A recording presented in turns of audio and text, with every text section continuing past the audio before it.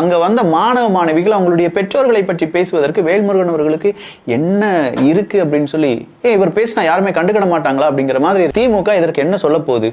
பகுத்தறிவாதிகள் நம்ம எப்பவுமே நேத்து கூட முந்தானத்து ஸ்டாலின் அவர்கள் சொல்றாங்க பாஜக உள்ள வந்துரும் பாய், பாஜக உள்ள வந்தா பிற்போக்குத்தனம் கூடிரும் அப்படின்னு சொன்னீங்கல்ல.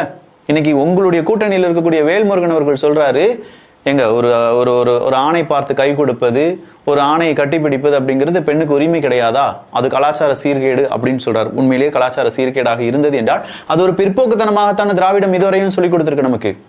அந்த பிற்போக்குத்தனத்தை எப்படி திராவிட அரசாங்கம் இல்லாட்டி இப்ப இருக்கக்கூடிய திராவிட மாடல் அரசாங்கம் சரி அப்படின்னு சொல்லி வேல்முருகன் அவர்களை கண்டிக்காமல் இருக்கிறது. விஜய் அவர்களை பார்த்து அங்க இருக்கக்கூடிய மாணவ மாணவிகள் அவங்கள விட கொஞ்சம் பெரியவங்கலாம் வராங்க, வந்து கை கொடுக்குறாங்க, கட்டிப்பிடிக்கிறாங்க, இதுக்கு பேசாம கூட்டி கொடுத்துட்டு போயிடலாம்ல அப்படின்னு சொல்லி கேட்கிறார்.